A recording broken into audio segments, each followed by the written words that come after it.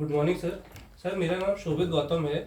मैं आपसे कुछ पूछना चाहता हूँ कि जैसे हमें मालूम पड़ा है कि गवर्नमेंट ने रिसेंटली नोटिफाई किया है कि 1 जुलाई 2024 से नए क्रिमिनल लॉज लागू हो जाएंगे, जो कि हैं भारतीय न्याय संहिता, भारतीय नागरिक सुरक्षा संहिता और भारतीय साक्ष्य अधिनियम।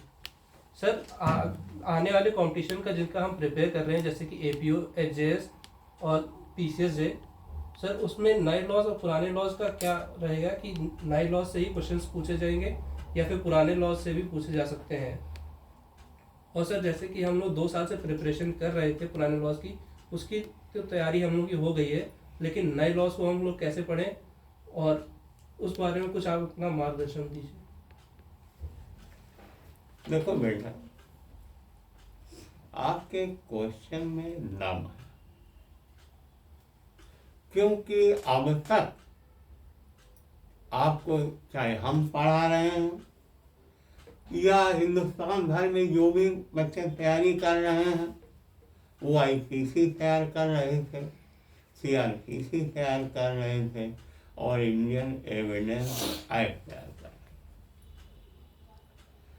अचानक दिसंबर में 3 अधिनियम नए आ गए और आपने सही कहा कि अब एक नोटिफिकेशन आ गया है कि 1 जुलाई 2024 से अब नए जो अधिनियम हैं वो लागू हो गए। अब पहले आपके एक प्रश्न का जवाब हम देना चाहते हैं, और वो ये है कि आने वाली परीक्षाओं में क्या पुराने एक्ट से क्वेश्चन आएंगे या नए एक्ट? देखो बेटा, जहां तक सवाल है आगामी परीक्षाओं, बहुत जगह ऐसे होंगे जहां परीक्षा का एकाध क्रम हो गया होगा, प्रीलिम्स मान लीजिए हो गया है, मेंस बाकी है, या प्रीलिम्स 2-4 दिन में होने वाला हो, हफ्ते भर में, 10 दिन में, 15 दिन में, महीने में, या यूं कहें कि जुलाई के पहले होने वाला है। तो जो रीजनेबल एप्रीहेंशन वो ये है कि जहां नोटिफिकेशन आ चुका है, फॉर्म भरे जा चुके हैं, वहां तो पुराने एक्ट के आधार पर ही परीक्षाएं होंगी। लेकिन जहां अभी नोटिफिकेशन ही आना बाकी है किसी एग्जाम का, वहां के लिए मेरी राय में कि अब नोटिफिकेशन आएगा तो नए से ही एग्जाम देना। एक गफलत की स्थिति जरूर बनी हुई है यूपी एचजेएस को लेकर। हमसे कई और बच्चों ने भी इस मामले में प्रश्न किया है कि सर यूपी एचजेएस का क्या होगा। देखो बेटा, यूपी एचजेएस में भी वो एक्सपीरियंस को लेके कुछ लफड़ा चल रहा है, और फिलहाल 15 मार्च से लेकर और 30 अप्रैल तक फॉर्म भरने की नई तिथि अब निर्धारित कर दी गई है। 15 मार्च से 30 अप्रैल, उसके करीब 1.5 महीने बाद ही एग्जाम, इससे पहले होगा नहीं, 2 महीना पहले। जून खत्म हो जाएगा, जुलाई आ जाएगी। पूरी उम्मीद है कि उस एग्जाम में भी नए पाठ्यक्रम से ही परीक्षा कराई जाएगी। पढ़ना तो है, अब उसे हम आप बच नहीं सकते। अब सवाल ये है कि जो आपने कहा कि 2 साल से आप तैयारी कर रहे हैं और 70-80% आपका तैयार भी है, तो आपका क्या होगा? आपका कुछ नहीं होगा भाई। आपका अच्छा होगा। इसलिए अच्छा होगा कि जो आपने पढ़ा है वो कहीं गायब तो हुआ नहीं, और नया कुछ चीजें छोड़कर कोई नया पाठ्यक्रम नहीं आया। तो घूम फिर के हाँ, ये बात अलग है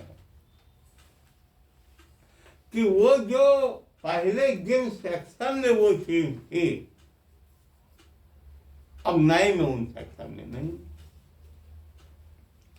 जैसे इंडियन एविडेंस एक्ट के सेक्शन 122 में आपने देखा था कम्युनिकेशन ड्यूरिंग मैरिज,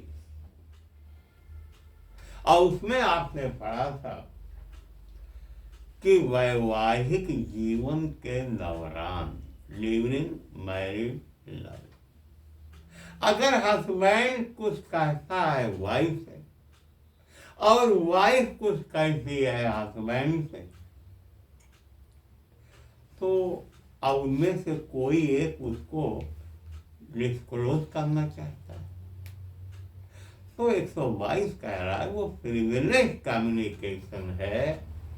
उस पार्टी को ना तो कंपेल किया जाएगा उस बात को डिस्क्लोज करने के लिए, और ना ही परमिट किया जाएगा कि वो अदालत में आके अपनी बात कहे। ये 122 में था ना, यही बात अब 128 में आ गई है। वो इंडियन एविडेंस एक्ट 1872 में था, ये भारतीय एविडेंस एक्ट के धारा 128 में आ गई। बाकी सब कुछ सेम है, तो इसलिए बहुत ज्यादा दिक्कत नहीं आएगी। हाँ, दिक्कत आएगी, मेहनत बढ़ गई है, कंफ्यूजन क्रिएट होगा। और एक बात और है बेटा,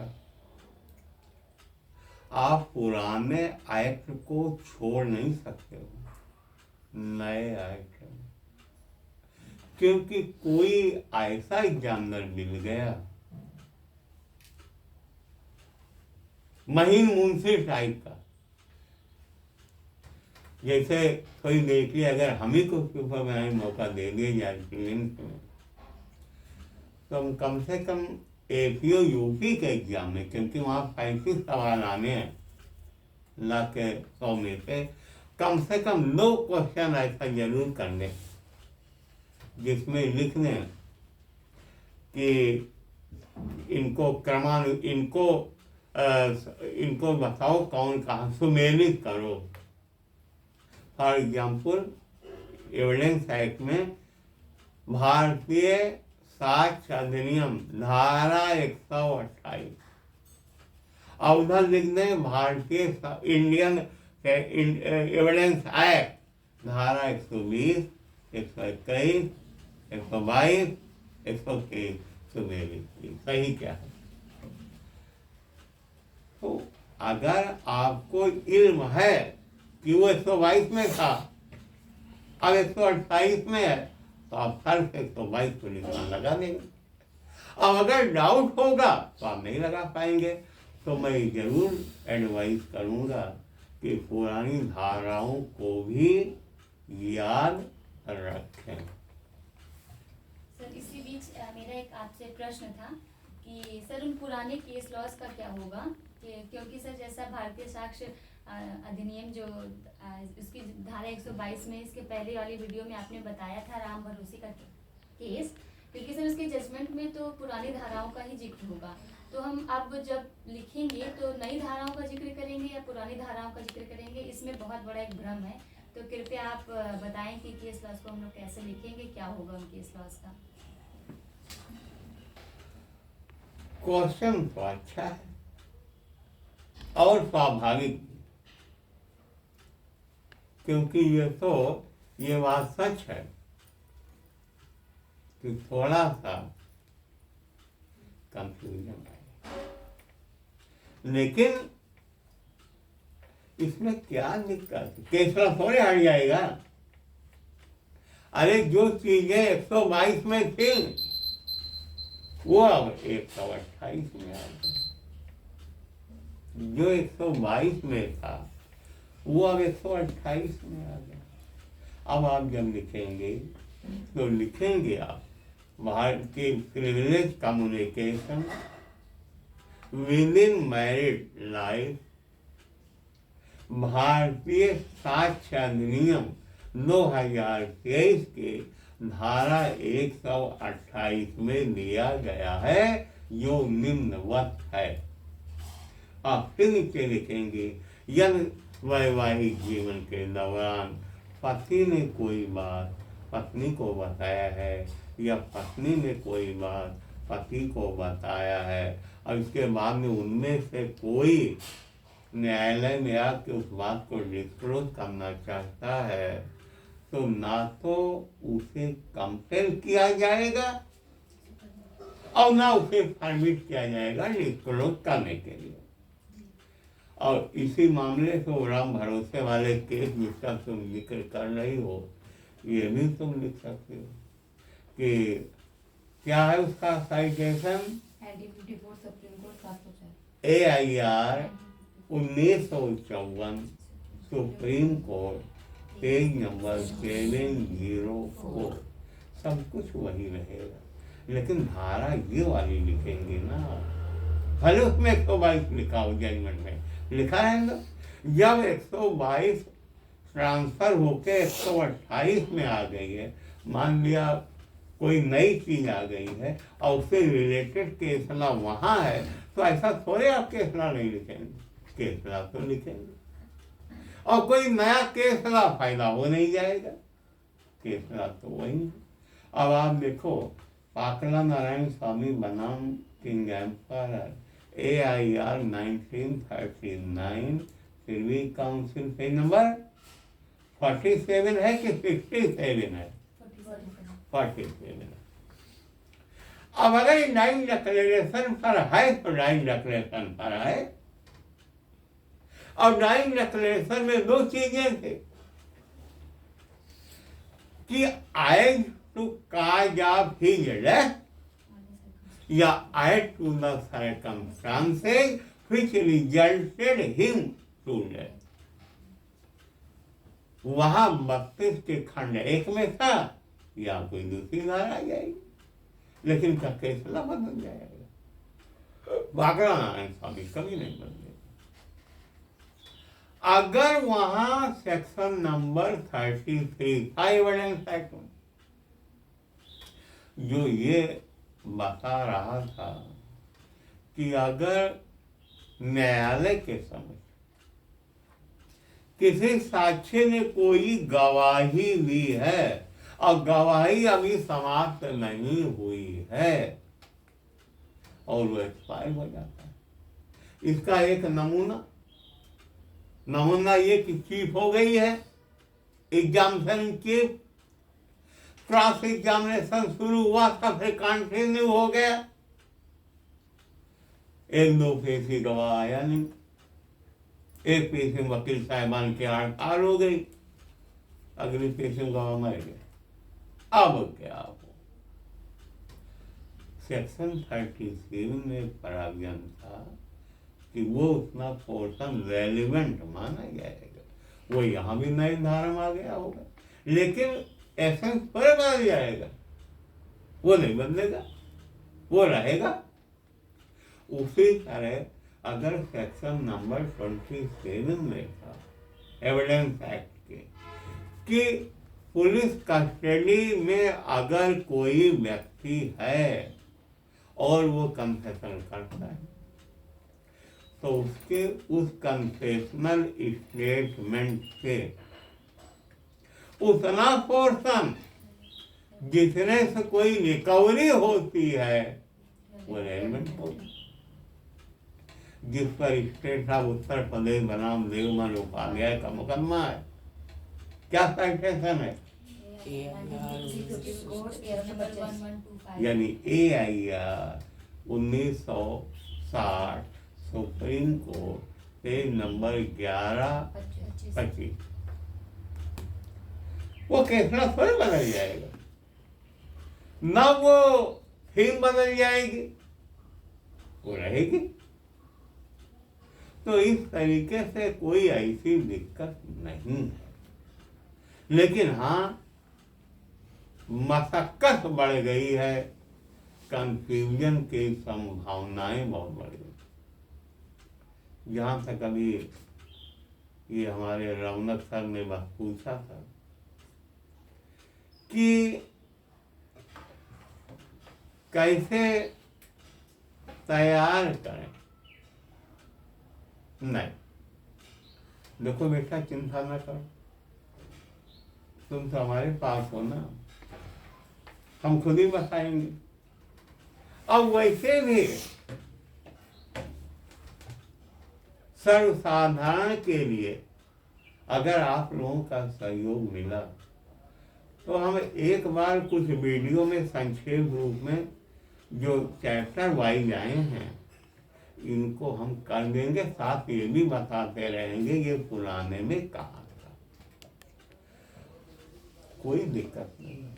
लेकिन 2 महीने का समय लगे, 2 महीने में आप नए वाली धाराओं को उसी तरह तैयार हो जाएगी आपकी जैसे आपके पुराने अधिनियम में तैयार। अब आप कहेंगे साहब 2 साल में तो अब तैयार हुआ था, अभी 2 महीने में कैसे तैयार हो जाएगा? हो जाएगा, क्योंकि सारा मटेरियल आपके पास मौजूद है। आपको मालूम है 299 में कर्टेली होमिसाइड है IPC में, आपको मालूम है गड्ढा झाड़ी मुर्गा तीनों उसके इलस्ट्रेशन है। वही चीज ला के यहाँ रख देना है जो नई धारा है, चाहे BNS में 98 हो, चाहे 99 हो, चाहे जहाँ इतने तो अंतर 299 हट के कहाँ आया? आपको मालूम है 305 और 306 में अमेंडमेंट फॉर सुसाइड था IPC 1860। अरे वो हट के कहीं आया होगा, लेकिन उसका थीम थोड़े बदल देगा कि 305 में चाहे माइनर को आप अमेंड करें, चाहे किसी लुनेटिक को अमेंड करें, और वो सुसाइड कर ले तो उसके लिए फांसी थी तो फांसी रहेगी।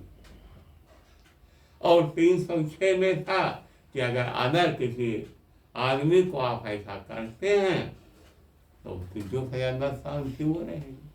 तो ऐसी कोई दिक्कत नहीं है, उसको बैठ के तैयार कर लिया जाएगा और वो उस पर वीडियो भी बना दिए जाएंगे, कोई प्रॉब्लम नहीं।